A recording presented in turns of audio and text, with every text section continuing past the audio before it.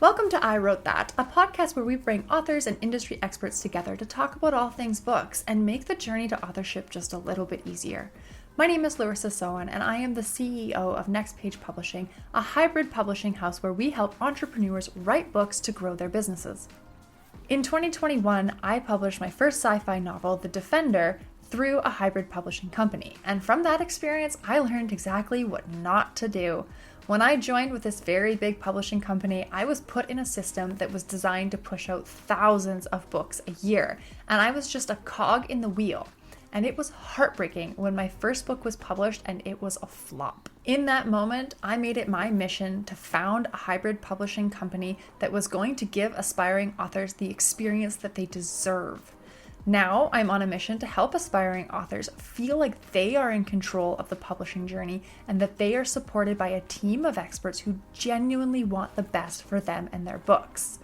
If you are in the very beginning of your journey, or maybe you have a manuscript that you're finished and you're not sure how to get it out into the world, I encourage you to reach out to us at nextpagepublishing.net.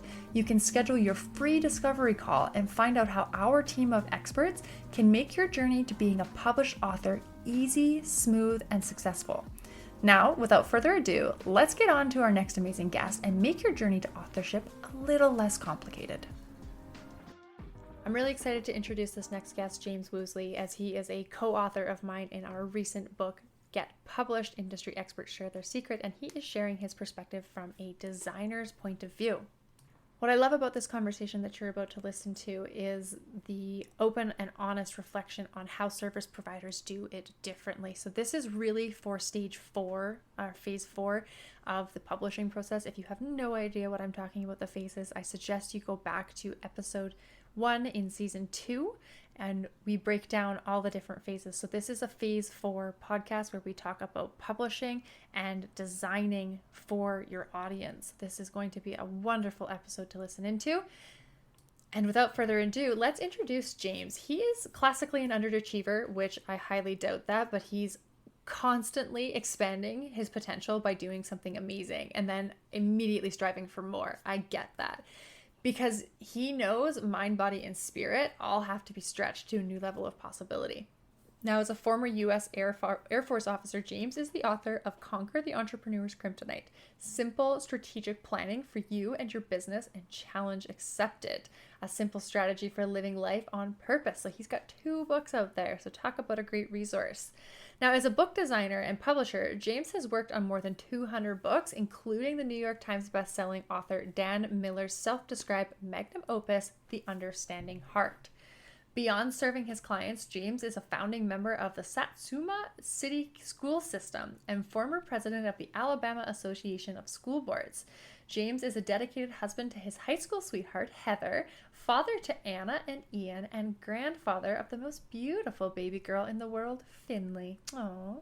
Hey, welcome. I'm so excited to have you here, James, as a co-author in Get Published. That's how we got to know each other. And you know, that book has been an absolutely beautiful experience. I'm hoping you felt the same way. Right from signing up to published has been this incredible sense of community that I know I was introduced to. So I'm curious, as a co-author, you're the first co-author I've had on since we've published the book. What was your experience like going through that collaboration project? Yeah, well, and thank you so much for having me today. It's gonna be a lot of fun, I know. Yeah, the Get Published book was really interesting. I got pulled in. A friend of mine recommended me. She wasn't able to kind of contribute and do the design work and things like that, and so she recommended me in, and I met with the leaders there of the group, and then got engaged, and it was just so much fun. I didn't get to participate as deeply as I wanted to in all the different calls and things like that we had, but I had a blast putting my chapter together, and then doing the design work and collaborating with everybody with Dragonfly editing, and it was just a lot of fun, doing the project. And then the end result just came out great. So many different perspectives on this world of writing and publishing, and there's a lot of gold in that book for anybody that wants to dive into it. Isn't there though? I know that was there 17 of us that contributed a 17, chapter? yeah.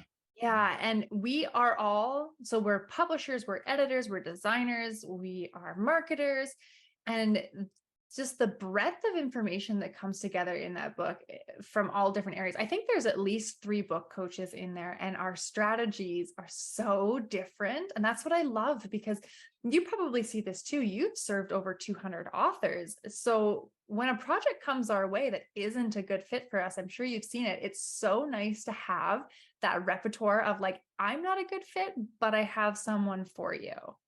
Absolutely. Yeah, that's the aspect of marketing and community, Mhm. right? Is we want to build our business. I want to take on every customer I can, but I can only take on so many.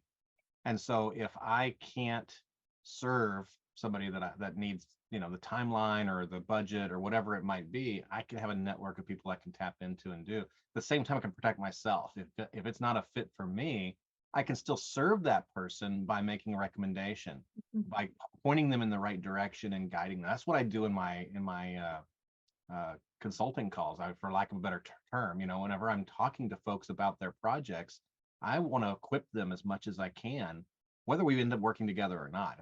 If they become a client, great. But if they don't, I want them to walk away knowing, hey, that guy gave me some things that pointed me in the right direction, that helped me, and ultimately that comes back around enough that it's worth it. So we're, It's we're, so we're not true. we're not in competition with each other. I mean, we are to a degree, but there's so much work out there But we that, do it so differently, and yeah, my dream client might not be your dream client, right? And I think that's so powerful for us as authors to know that. And sometimes we get swept up in the moment of like, oh, I shouldn't write my book because there's too many books on the topic, or I shouldn't get into this business because there's already a million designers out there. Why? How am I different? How can I stand out in this crowd? And it's just that reminder of there is a person out there that's perfect for your services and is ready for your services and is ready to read your book and receive your message. Now, in your chapter, I can't remember what's the title of your chapter again. your book is a business. Your book is a business. Yes. And you talk, this is a major plug for James' chapter in Get Published. You can find the link in the show notes to buy that book off of Amazon. But he talks about authority. And I'm going to let you introduce it because I'm full on. I loved it. I sent James a note immediately after reading it. And I was like, I need to use this in my brand. Like, can I have this? So go ahead and talk about, what does authority mean to you as an author? Yeah. So I'll have to build it up a little bit. So this is a 45-minute presentation that I turned into my chapter and had to adapt it from that. But basically, the concept is, whenever, even in this day and age with print on demand publishing, and it's easier than ever to print your book, not necessarily write it, but to print it, right? Um, Anybody can get something out there, but we're still really impressed if we find out at a party or whatever, oh, you wrote a book. There's that instant impression that you make. And I describe it as putting somebody up on a pedestal. And so whenever you are put up on that pedestal, you want to make sure that your book backs up that elevation, because if it doesn't, it comes crashing down. So I talk in the book about, or in the chapter about, the professionalism of your content, of your presentation. It all needs to be it needs to fit the topic, it needs to fit your audience, but it has to be well done. Because if it's not well done, you get knocked off the pedestal and you're lower than you were before. And I'm talking about stranger type relationships. Like, I don't know you, but I'm impressed with you because you wrote a book. And that happens. That's a legit thing that happens. And so I build that on, and then talk about authority, and it's author ITY. And the ITY is, I trust you. Author, I trust you, because I'm going to trust you with my time to take and read your book. I'm going to trust you with my money to purchase the book. I'm putting you in my head for a while. I trust that there's something of value, some content there that makes it worth it. Now, I've read a lot of books. I'm sure you have too. Most of our audience probably does too. We've read good ones and bad ones and everything in between. But normally we can find some nugget, some piece of it that was worth it. It sparked an idea, even if we completely disagreed with the premise or the concept or whatever. And so that has to be there. That's the I trust you part. And whenever you go into writing your book or publishing your book, if you have that audience member in mind, that's a powerful driver to be professional, Mhm. to drive quality and make sure that your end result has that. You're not going to please everybody. You can't do that. And your book is not for everybody, Mhm. but make it quality for those that can receive that. And that's gonna level up your game. Don't go perfectionism. We can go too far with it, but be a professional. Raise the bar and do. If you're self-publishing, look at all the books that are published by the big publishers, right? And then aim for that level of quality. And that's what I do in my business, and that's what I help people do to reach that level and sometimes exceed it. So I was just talking to a potential client today, and we were talking about what makes my particular company, my hybrid company, different than, let's say, a vanity publisher. mhm. And I was explaining to her like the different approach that I have as a hybrid publisher than you might see in some of the bigger vanity publishers that we see out there. And I'm sure you and I can have a very long conversation on this topic, but we won't go down the rabbit hole. But in my company, particularly, we only publish a certain type of book. We only publish books by typically female entrepreneurs who are looking to grow their business with a book. Like you said, your business is a book.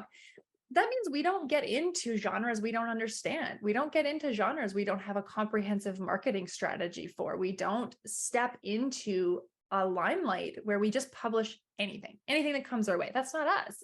And it in the 200 authors you've served, have you started to see a theme emerging out of that in the publishing realm for like, because we're still indie publishers, we're still publishing indie authors, but what are you seeing in the market that's happening right now? Yeah, it's interesting. I haven't set out any defined parameters for my business as far as genre and topics and things like that. I just want to serve people and help them have great content. Now, I draw some personal lines. There are types of books that I won't do, and I don't have to agree with an author or the topic, but there's some things I just won't do, and that's okay. I'll have those conversations. I'll help those people, but I'll say it's not a fit, right? And but I cast a pretty wide net. But what has happened is 80-90% of my business is referrals, is word of mouth.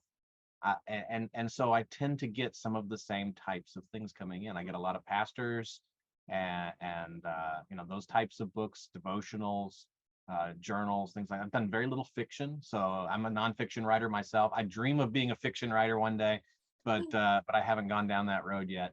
Um, so it just kind of it kind of attracts in the fit. So I can't speak to the broader market. I can talk to the market in my business, and it's a lot of uh, faith-based and a lot of business-based nonfiction, Mhm. and because those are the circles I'm in, coaches, um, pastors, and good and bad experiences on both sides, right? I mean, I've had some of those. You have those clients that you learn a lot from. Uh, and that's helped me position to serve the ones that come later even better, Mhm. because for whatever reason there wasn't a fit, but I didn't see it before we started the engagement. And then as it went on, maybe it finished, maybe it didn't finish. I learned a lot. And so 10 years since my first book came out, and it snowballed this whole adventure in publishing. Learned a lot, worked with a lot of people, and yeah, I don't really worry too much about what the big market does or what the trends are. I'm about serving people and helping people. And if it's a heart project, they're just trying to get their book published for a legacy for their family or something like that. I've done some of those that honestly, we had one that it printed one copy of the book, and that was all they wanted was one Yeah. copy, but they wanted it done well to pass on to their Yeah. kids. And then other stuff that's sold really well and been a big part of their business. So it just varies so much. But I just focus on serving the people that come into my purview and I get to partner with. That's the fun part for me. Mhm. Yeah. So how do you serve? What is it that you do for your clients? So I like to say I do everything between uh, well, and now I'm starting to ghostwrite a little bit. So I used to say everything between Oh, writing the nice. book and promoting it. I'm doing a little bit of ghostwriting, but yeah, just I've got editors that I work with, so we can handle all the editing, proofreading, things like that. I can help create the content or coach around the content. I've been around enough books and enough coaching and things like that I do a little bit of that. My core of business is in the design and publishing aspect. So cover design, interior design, ebook design, audiobook production. and then packaging all of those files for printing, because there's very specific settings and things like that. You can just Microsoft Word it and PDF it and upload it and get the job done. But there's a lot of nuances in that publishing process, ink saturation and margins and spacing. There's just a lot of technical things that, while somebody can learn to do it themselves, that's, that if they're going to do it right, it's going to be a long journey because there's a lot to learn. So from there, all the setup mainly with KDP and Ingram Spark, although I can prepare the files for just about any printer out there. Recently did my first book that was printed in China in mass production. So that was a neat, cool experience. The different settings and templates that had to be created for that. I don't do promotion marketing though. That's not my sweet spot. It's not what I love. It's not what I'm good at. I wish I was, because I probably have a bigger business and more book sales if I was. But it's just not my thing. So I like to connect, with people that do that and refer them out and help them do that. Now I've done some coaching around book launches as well. I know the basics if somebody's just wanting a basic plan of attack, but I'm not going to do the launch for them. It's just not my thing. So We know what we're good at. I love the art and the design work, and I love the technical, and I love the back and forth working with the client. Hey, what do you think of this design? And getting the feedback, and then trying to really make them fall in love with their book, not just their content, but when they see it and hold it in their hands, they're like, wow, that's the cool part for me. Yeah, I tend to agree with you. We do something very similar here. We take you from that planning phase when it's just an idea in your head all the way up to publishing you on some of the world's leading platforms now. But my favorite part of the journey is actually creating that marketing content, because you take the PDF of their cover, right? And you mock it up into 3D models. And sometimes I do like live calls with people and be like, okay, here's your book. And you show them what their book looks like for the first time in book format. It's a life-changing moment to see it go from flat PDF to physical book.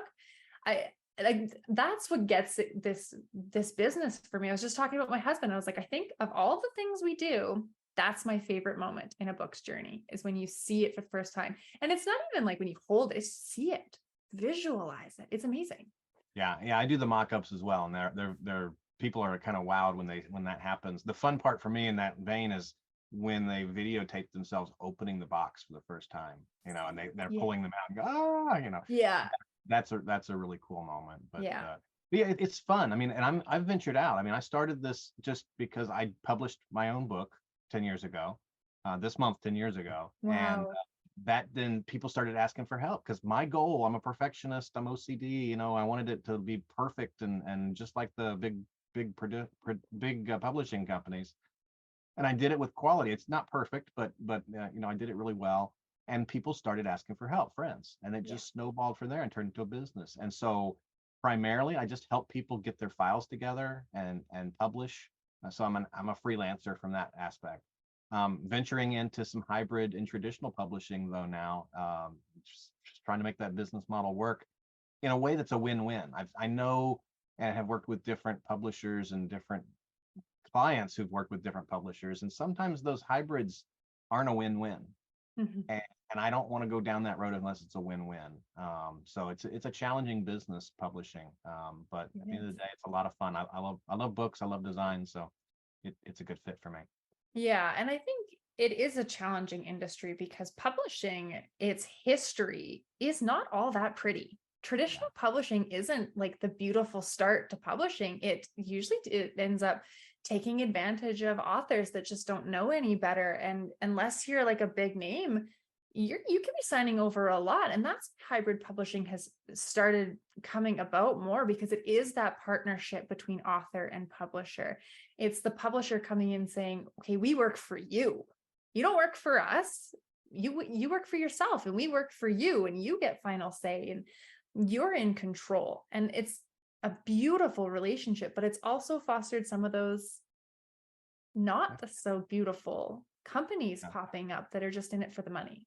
Yeah, you hear about it more in the world of like music, right? In these record companies that own all the rights, and the artists get nothing or very little deals with it, and all the little language in the contracts and stuff. I mean, there's tons of stories right now about Taylor Swift re-recording her remastering her albums, because after 7 years she can do that and then have a bigger share of the sales and the ownership and control.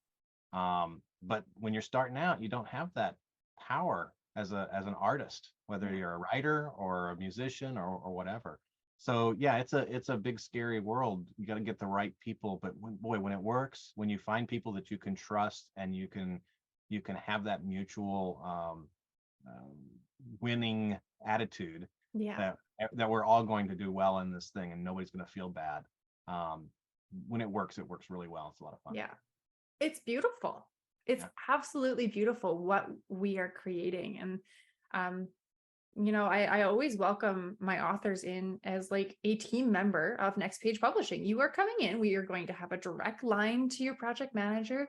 You're going to be paired with editors that are right for your voice. You're going to find a designer that's going to capture your image. Like it's all there if you find the right publisher, the right hybrid publisher. So I'm so glad to bring us both together. So now you have a choice. You can choose James or I, or we can send you to someone else. And I do want to ask James, how do people get a hold of you if they are looking to work with you? Yeah, the easiest way is just go to freeagentpress.com. All the links and stuff are there. You can sign up for a consultation, for lack of a better term, where basically we just talk about your project, talk about your book, and you could be at different stages in that. I'm happy to talk to people when they're starting out and just need some guidance and advice on how do I do this. My first book took me 3 years to write and publish. The second book, I wrote the first draft in 5 days. Wow. So it can vary based on experience, based on topic, all those different things. But I've been through pretty much the end-to-end journey of all this stuff. So I like to help people out, do a lot of those calls that are just coaching calls, just helping out. Just I've got one scheduled for later this week. It popped up again through a referral, because they were happy with the clients that I had worked with. And so, yeah, freeagentpress.com, just you can go there, learn more about me, what I do, and schedule a time to talk or reach out with a contact form, and we'll go from there and just see what happens. My desire is to serve and help, and if it's a client relationship that becomes a reality, then great. But if not, at least I've helped people. Yeah. That's our goal, right? All discovery calls, complimentary intro calls, sales calls, whatever you call them, they are, whatever you call the calls, they are, in my case, and it sounds like your case, my commitment to leave you in a better spot than I found you, regardless if we end up working together. That's the goal. Yeah. Beautiful. Absolutely. Okay. I have one final question for you. What advice do you have for aspiring authors? Ooh, that's a big one. That's a really big one, right? That's where everybody gets stuck, is the blank page.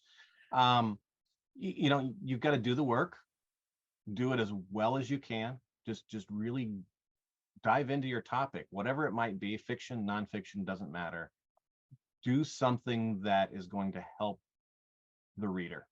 I'd say change the world, but the world can be the world inside one person's head, right?